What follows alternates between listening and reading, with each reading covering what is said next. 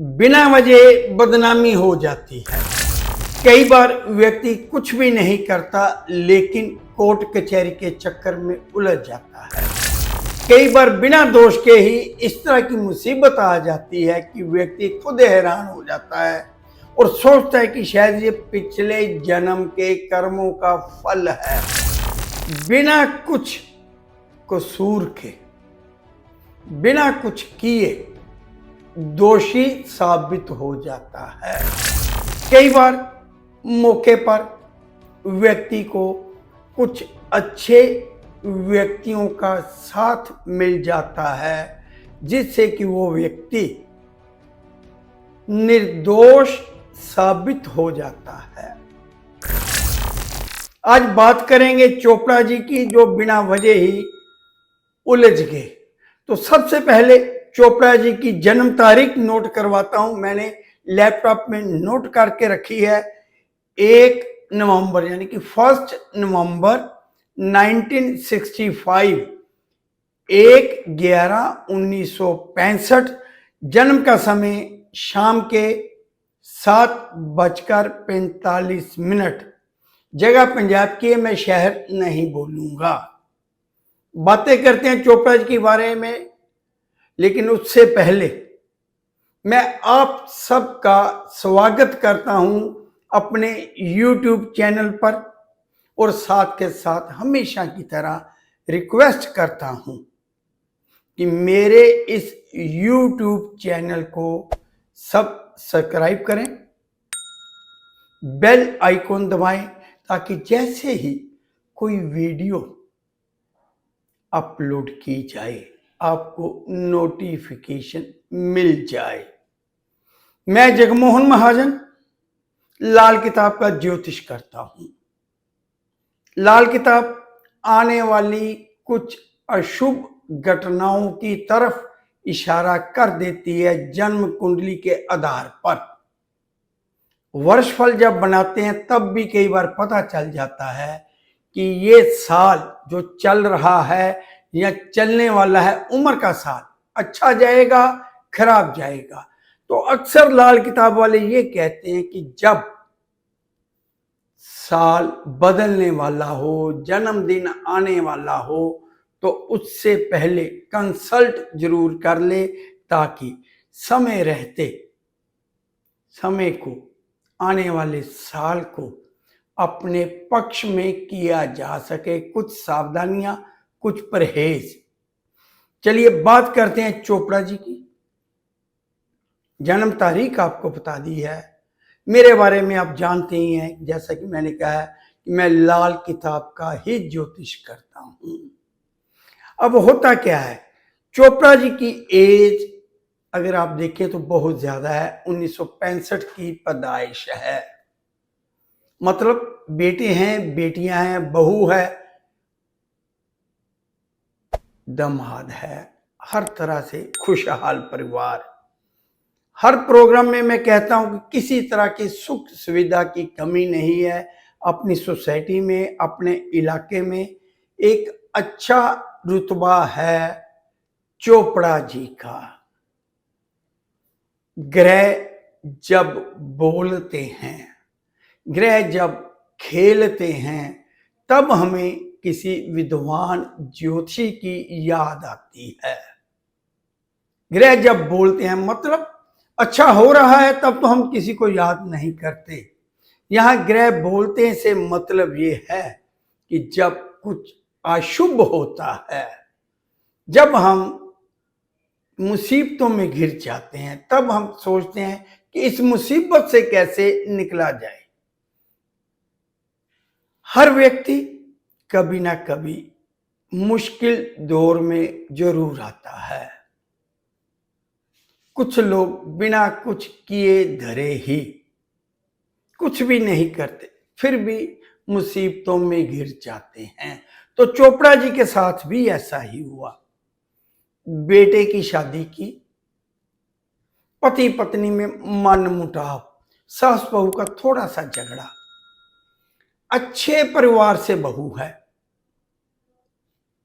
खुद का भी अच्छा परिवार है, अच्छा बिजनेस है, उसी हिसाब से, अपने स्टेटस के हिसाब से चोपड़ा जी के समधी भी अच्छे रसूख वाले व्यक्ति हैं, शहर के नामवर व्यक्ति हैं, मतलब दोनों अच्छे परिवारों से ताल्लुक रखने वाले जब दुश्मनी पे आते हैं तो चोपड़ा जी को जमानत तक लेनी पड़ जाती है, और वो भी हाई कोर्ट से। बेटे की जिससे शादी हुई, थोड़ी सी सास बहू में खटपट, थोड़ी सी पति पत्नी में खटपट, बात बढ़ गई। पत्नी अर्थात चोपड़ा जी की बहू मां के जाके बैठ गई। अब जैसा कि हमेशा होता है, पुलिस में कंप्लेंट फाइल कर दी गई। अब दोनों, जैसे कि इनका बेटा है चोपड़ा जी का और उधर की बहू, समधी जो हैं अड़ गए। दोनों जिद पकड़ बैठे हैं। बेटा कहता है कि मैंने पत्नी को घर नहीं लाना। अब इज्जत का सवाल बन जाता है दोनों परिवारों के लिए। लेन देन बात हो नहीं रही, बन नहीं रही। पुलिस FIR के लिए केस रिकमेंड कर देती है। अब बहू ने जो दोष लगाए हैं, सबसे बड़ा दोष दहेज का। सही है गलत है, इस बात में ना परखे ये देखते हैं कि इनके जो समधी हैं, उनके जो रिश्तेदार हैं, समधी का परिवार है, शहर में काफी फैला हुआ है। हर व्यक्ति जो एक पोजीशन रखता है, उसके संबंध भी अच्छे लोगों से होते हैं। अब समधियों के जो संबंध हैं, हर जगह चोपड़ा जी पर थू थू हो रही है कि ये परिवार दहेज मांग रहा है। अब चोपड़ा जी को जमानत लेने की जरूरत पड़ गई। लोकल कोर्ट, सेशन कोर्ट ने जमानत नहीं दी, हाई कोर्ट तक गए, काफी पैसे लग गए, जमानत हो गई। लेकिन शहर सारे में एक बात है कि चोपड़ा जी दहेज मांग रहे थे, क्योंकि समधियों ने बहुत जगह फैला दिया कि चोपड़ा ऐसे है, चोपड़ा ऐसे है, चोपड़ा ऐसे है।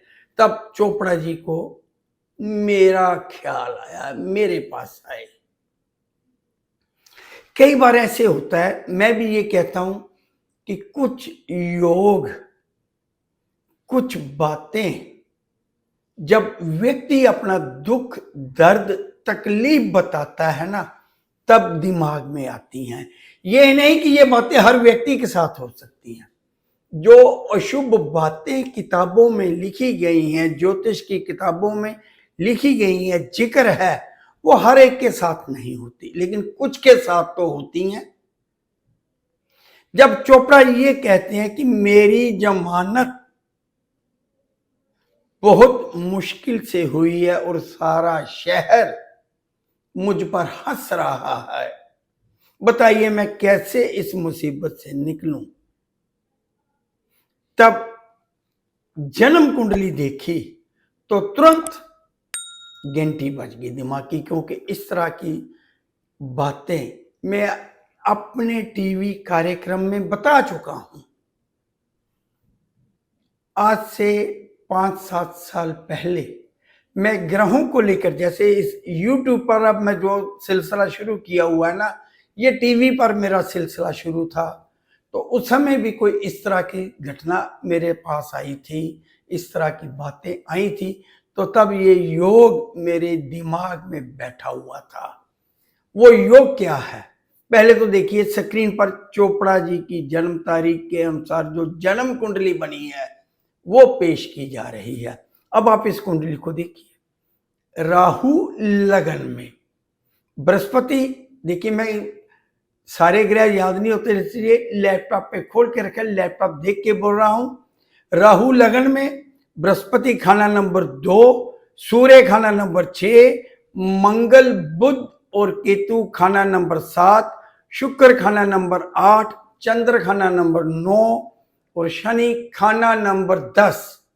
जो पीछे अंक लिखे गए हैं, जैसे कि राहु जहां लिखा है वहां 2 लिखा गया है, ये लगन होता है। लगन का नंबर 2 है, लेकिन खाना नंबर 1 है। लगन, लगन में राहु है, ये कहा जाता है। तो लगन वृश्चिक लगन है, ये कहा जाता है। लेकिन हम लाल किताब वाले खाना बोलते हैं, खाना नंबर 1, जिसे कि आप भाव कहते हैं वैदिक वाले। तो लाल किताब के पेज नंबर 648, देखिए करीब 1200 पेज है। 1200 के 1200 पेज याद नहीं रह सकते, लेकिन कुछ योग व्यक्तियों को याद रहते हैं।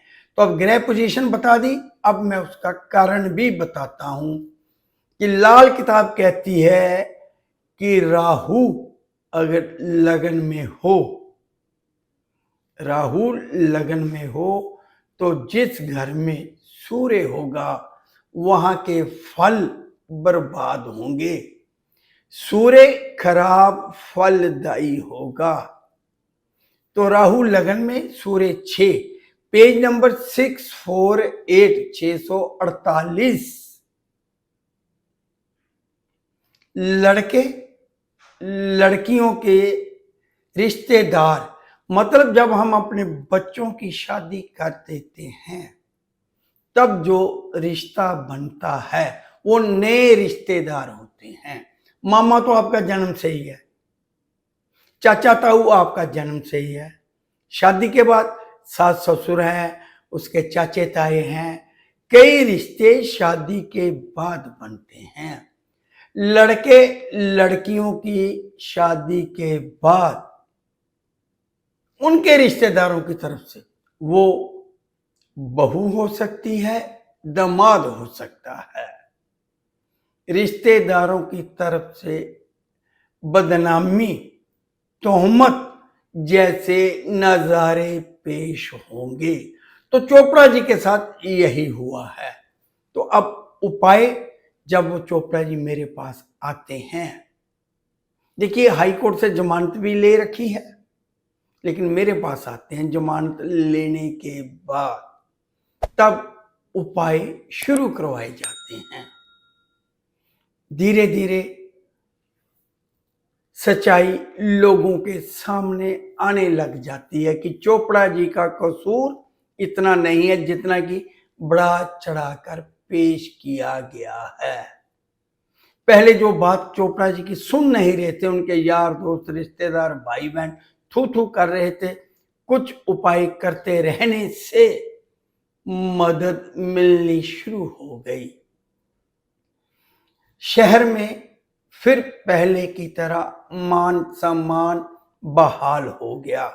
उपाय क्या करवाए गए? सिर्फ और सिर्फ सूर्य राहु के उपायों के साथ साथ जन्म कुंडली के आधार पर, वर्ष फल के आधार पर, बेटे की कुंडली देख करके पति पत्नी के क्यों संबंध बिगड़े हैं, क्या बात है, ऐसा क्या हो गया पति पत्नी में भी कि इस तरह की बात होगी। मतलब ये है कि जब हम कोई समस्या लेकर किसी ज्योतिषी के पास जाते हैं तो आपको आपकी जन्म कुंडली के आधार पर, आपकी समस्या के आधार पर उपाय सुझाए जाते हैं। तो जो ज्योतिष में इंटरेस्ट रखते हैं या जिन्हें अपनी जन्म कुंडली का पता है या जिनके पास लाल किताब है, वो पेज नंबर 648 को पढ़ लें।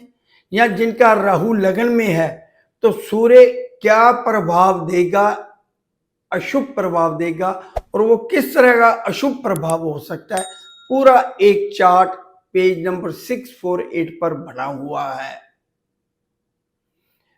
सूर्य 6 में, राहु लगन में, बच्चों की शादी के बाद, लड़के लड़कियों की शादी के बाद जो रिश्तेदार बनते हैं बदनामी करवा देते हैं, बदनामी करते हैं, समाज में जीने के लायक नहीं रहने देते। तो सावधानी उपाय करवाए जाते हैं। समझिए इस बात को कि उपायों का, सावधानी का, परहेज का महत्व है। तो अब चोपड़ा जी मेरे पास आए हैं, समाज में मान सम्मान बहाल हो गया है, तो आने वाले कुछ ही दिनों में जब केस का फैसला आने वाला है, तो उससे पहले ये चोपड़ा जी मेरे पास आए, इसलिए मुझे ये सारा केस याद आ गया, वरना याद नहीं आता। अब ये बात हो रही है कि समाज के कुछ लोग बैठकर ले देकर म्यूचुअल अंडरस्टैंडिंग में बात निपटा रहे हैं, मतलब कोर्ट से भी बरी होने का, समझौता होने के उपायों के साथ साथ चांस बन गया है। तो अगला वीडियो लाल किताब के किसी और योग के बारे में, किसी और अशुभ या शुभ योग पर चर्चा करूंगा। हो सकता है कि वो अशुभ हो, ये भी हो सकता है कि वो बहुत ज्यादा शुभ हो। तो इसी के साथ जगमोहन महाजन को इजाजत दीजिए। मेरे साथ बने रहने के लिए मैं आप सबका धन्यवाद करता हूं।